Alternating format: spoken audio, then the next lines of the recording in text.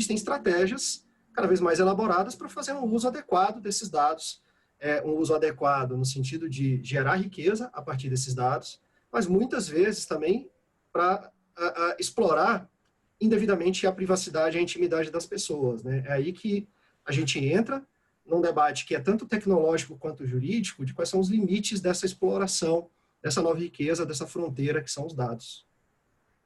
Entendo. E aí, dentro desse contexto, o senhor trabalhou com inteligência, né? Isso. Eu fiquei 10 anos no governo, eu fui oficial de inteligência na Agência Brasileira de Inteligência. Na ABIN? Nós tínhamos equipes, né, dedicadas à inteligência cibernética. Claro, no viés do governo, a ideia era gerar estratégias de proteção para as redes de comunicação públicas, para garantir a integridade, a confidencialidade e a disponibilidade das comunicações públicas.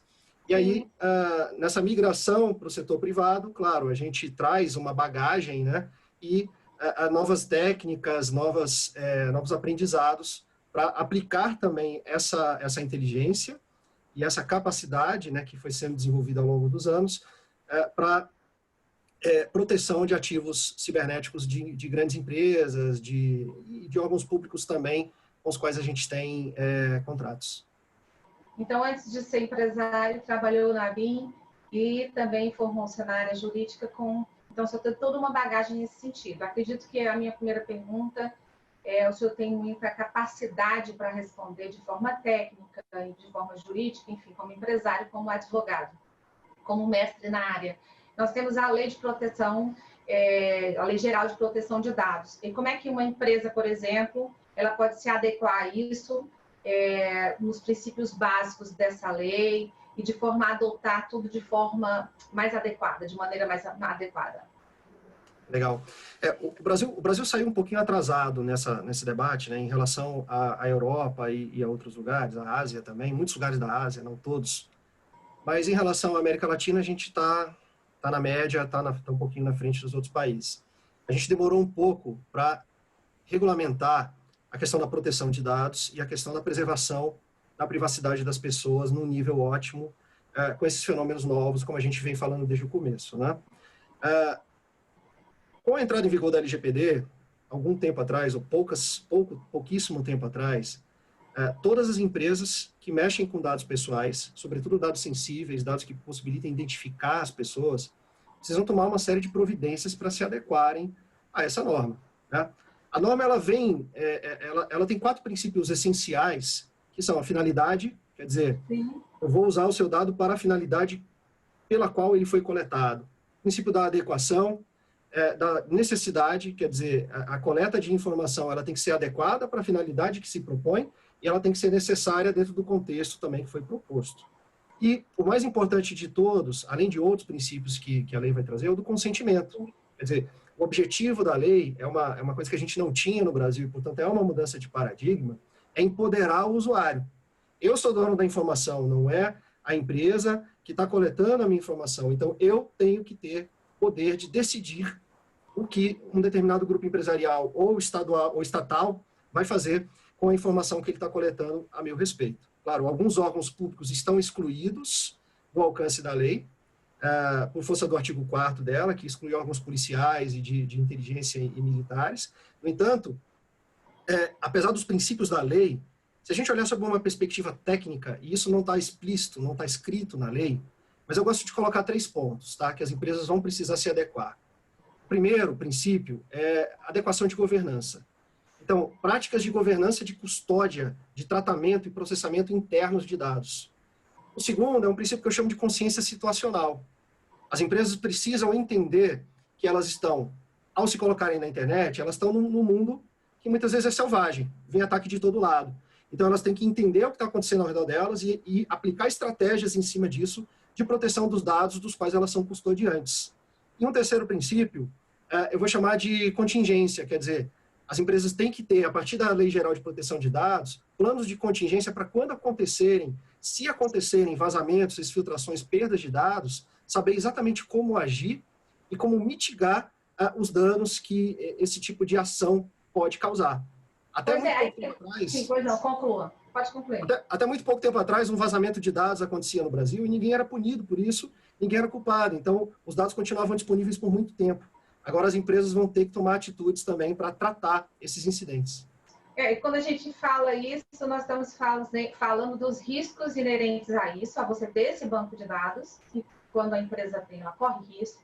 A gente falou aqui no início, eu abri falando dos escândalos internacionais, a gente viu o Zuckerberg tendo que ir para tribunais internacionais, com o Facebook, enfim, com essas plataformas todas que o ser humano hoje ingressa. E aí, quais são os riscos para o empresário em geral, na desobediência dessa lei? Nós sabemos que são muitos, mas assim, em geral, o que o senhor tem a dizer sobre esses riscos e penalidades, enfim? É interessante, você cita o caso do Facebook, e você vê, é uma empresa global, ela opera em muito mais de 100 países, em quase todos os cantos do mundo, exceto nas poucas regiões onde ele é proibido de operar, por governos ditatoriais. E o que acontece é, como ele está sujeito a diversas jurisdições, ele acaba tendo algumas chamadas, alguns momentos em que ele é obrigado a prestar satisfações pelas políticas de dados perante órgãos europeus e perante alguns órgãos do governo dos Estados Unidos. Mas a regra no mundo ainda é que o dado seja propriedade da empresa, não do cidadão. Claro, com essa mudança de paradigma que é comandada, sim, pela legislação europeia, mas que agora está sendo adotada no Brasil, as empresas têm que dar uma satisfação maior para o usuário, existe um empoderamento do usuário no sentido de que ele é o detentor desse dado. Quando você vai para a perspectiva do risco, e tendo isso em mente, quer dizer, a informação pertence agora ao indivíduo, e esse indivíduo tem que tomar algumas decisões, por exemplo, a empresa não pode usar o número de telefone do indivíduo para uma finalidade que não seja aquela que foi combinada entre os dois, por um contrato, um acordo de usuário final. A empresa não pode usar o e-mail, ela não pode repassar isso para uma outra empresa. Então, aqueles cadastros de vendas de dados pessoais, que muita gente ainda usava, ainda usa para fazer comunicação com o cliente, para fazer abordagem, ou às vezes até para fazer algum tipo de investigação em cima de mercado, todos esses prestadores de serviços, todos esses serviços vão ter que se adaptar à sistemática da lei e pedir autorização para o usuário para usar esses dados. O problema, na perspectiva do risco, é que o dado pessoal, ele é alvo. Então, você tem uma série de hackers, de atores maliciosos, de governos, de grupos organizados que estão buscando esses dados. E a empresa hoje é custodiante. Se ela sofre um ataque em que esse dado é roubado e é exposto, ela passa a ser responsável pelo vazamento, pela falha, e ela vai responder juridicamente. Sim, sim. Nós acompanhamos isso, já é algo realmente que não é inédito, pelo contrário, se torna cada vez mais comum. Enfim, os bancos estão em uma situação já há muito tempo de pressão com hackers, mas antes de chegar na questão dos hackers, me veio à cabeça uma situação. O senhor, no Brasil, especialistas realmente, mestres no assunto, o senhor, além de mestre no assunto, é um empresário da área que tem a tecnologia de cibersegurança. Esses poucos especialistas no mundo, eu sei que o mundo hoje é virtual, os escritórios são virtuais, mas o senhor tem parcerias nacionais dentro do país, em regiões, em estados? Como é que o senhor consegue atender essa rede de, por exemplo, clientes ou empresas e instituições públicas que procuram o seu serviço, por exemplo? Isso é muito interessante, né? Porque você tem que ter uma estratégia para conciliar o técnico com o jurídico, né? Então, você tem que trabalhar com pessoas que consigam transitar nos dois meios. Aí no Piauí, por exemplo, a gente tem uma felicidade muito grande de ter um escritório do Marcos Cardoso e o Thiago Sá, que são parceiros da gente, e a gente está levando esse framework de pegar uma parte técnica, soluções tecnológicas que vão ajudar as empresas a se proteger e ajustar isso com o know-how jurídico. Então, a gente procurou, por exemplo, esse parceiro no Piauí, o Dr. Marcos Cardoso, e o escritório dele, né, todo o background que está por trás da equipe dele, para a gente levar esse framework para o Brasil inteiro. A gente acabou fazendo um projeto genuinamente piauiense aí para levar para outras regiões do Brasil, e hoje, felizmente, a gente consegue atender clientes fora do país. Piauí. Tem quantos anos que o senhor saiu do Piauí, doutor Felipe?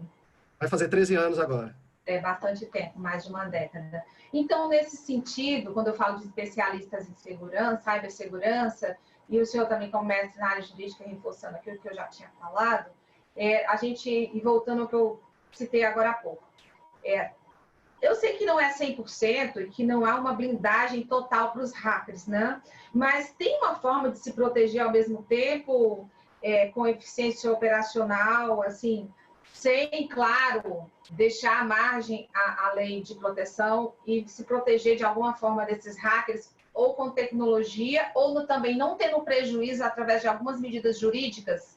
Porque se o hacker faz o estrago e a empresa não é, entre aspas, culpada sobre isso, ela colocou uma cibersegurança, mas o hacker já está acima desse patamar tecnológico, ela pode ter uma blindagem jurídica e tentar ao máximo fazer a blindagem tecnológica, mas ao mesmo tempo isso ainda pode vazar, não é? Queria que o senhor falasse um pouco dessa tentativa de equilíbrio das empresas, soluções e desafios.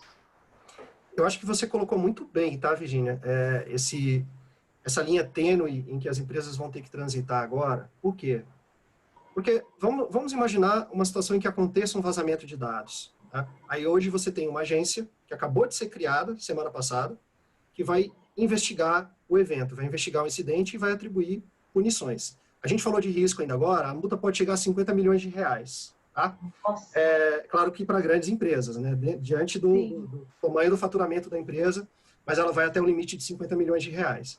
Quer dizer, a Agência Nacional vai investigar e vai procurar atribuir uma responsabilidade. Só que quando você está falando de tratamento, custódia, processamento e compartilhamento de dados, você tem uma série de custodiantes aí.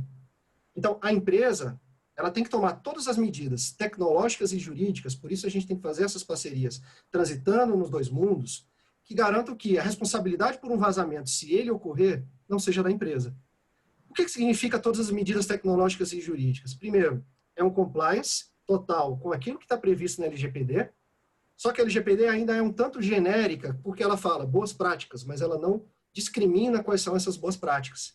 Então, a gente vai buscar, claro, na doutrina, a gente vai buscar na nossa experiência com tecnologia da informação, e vai tentar entender o quê? Olha, a empresa tem que demonstrar a todo momento e a qualquer momento que ela está usando softwares atualizados, que ela não usa software pirata, que ela tem uma política de treinamento para os seus usuários, para as pessoas não saírem abrindo qualquer link, clicando em qualquer coisa para perder senha, perder credencial, que permitam ataques mais sofisticados, que a empresa corrija as vulnerabilidades uma vez que detectadas. Ela tem que trabalhar, e a maneira mais eficaz de fazê-lo é em cima daquele tripé que a gente falava agora há pouco, né?